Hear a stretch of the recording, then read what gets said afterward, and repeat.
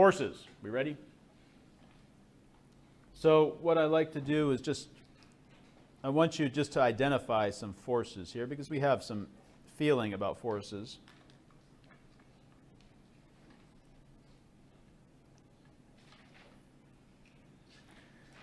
So we got a big crate here, a big block, two people trying to move it. Let's see, I'll have one of them pulling on a rope.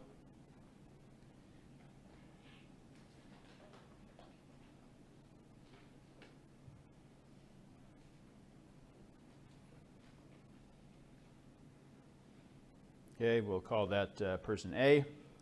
And we got person B over here pushing.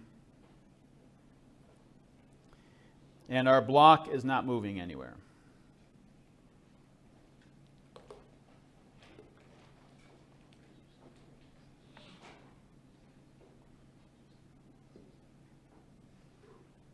So what I want you to do is we're going to get in the habit of drawing free body diagrams.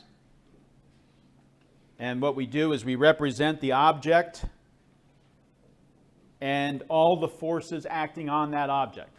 And how do we represent the object? With a point, a dot. Because every object right now is a point object.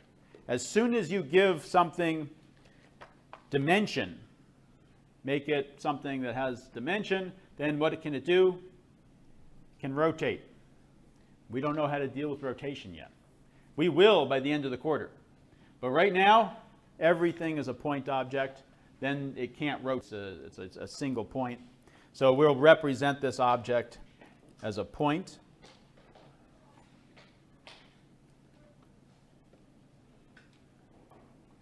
And then I want you to draw vectors representing the various forces acting on the block. So this is the block. And this is what we're going to call a free body diagram here eventually. So go ahead. I want you to think about every force acting on that block and draw a vector to represent that, and then talk it over with your neighbors and see if you can come to some consensus. You ready? So what's one force acting on the block? Gravity, okay. The way I like to do it is typically when we think about forces, we think about things, it's an interaction between two things, right? And when we think about things interacting, we think about them touching each other. So I like to think about what's touching the block. And then we only know about one force right now that can happen at a distance, and that's gravity, right? So I like to kind of go through what's touching the object first, everything that's touching the object, to think about whether there are forces there, and then what can reach in from a distance and exert a force on it. Well, there's only one thing right now, and that's gravity. You'll learn about other forces that can act at a distance later, but right now it's only gravity. All right, so gravity certainly is one. I'll go ahead and put that in now. That acts at a distance. And that's what direction is that? Down. So that's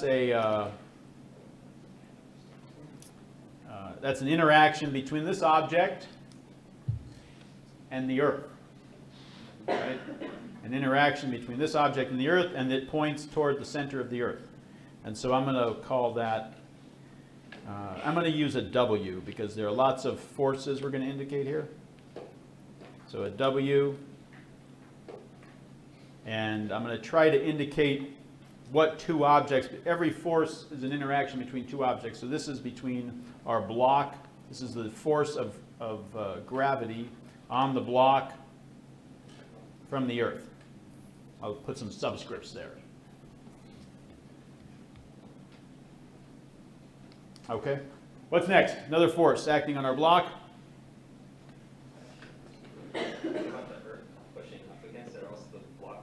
Okay.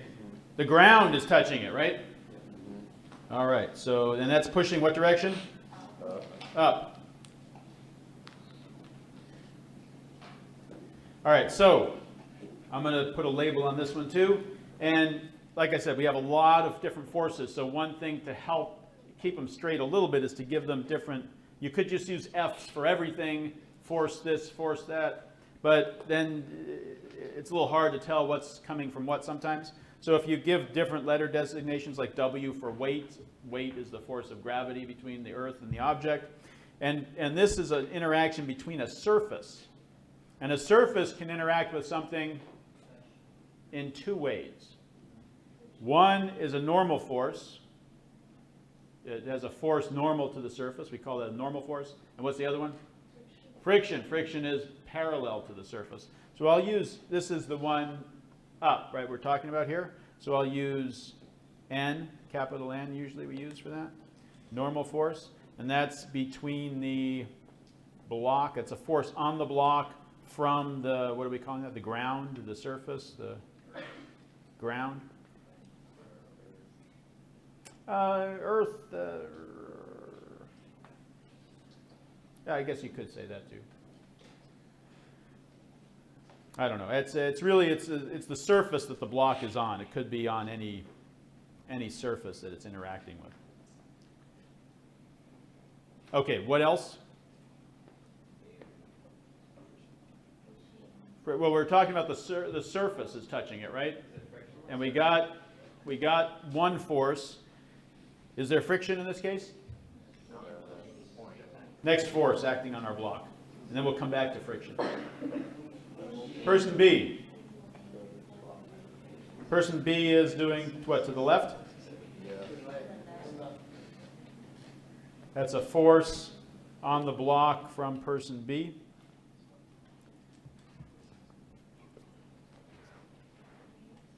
And what else?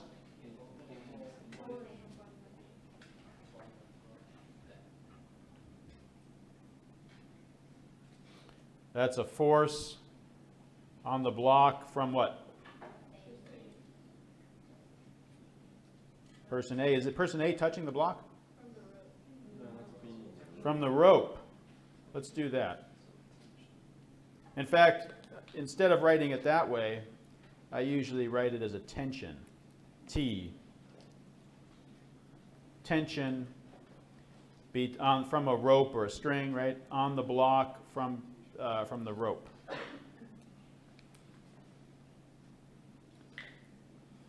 I should write down here. W stands for weight, force of gravity. N stands for our normal force.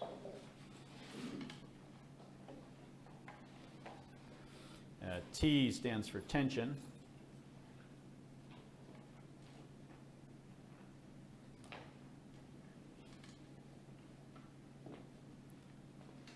Okay. All right, so that's everything so far, right? We got person B touching our block. We've got a rope touching the block. We've got the surface exerting a normal force. We've got the weight of gravity. So the only question is there some kind of friction force? And we know the block is not moving. So we have to have some friction force, right? Because otherwise these forces to the left would be causing the block to go to the left. So there must be some friction force to the right.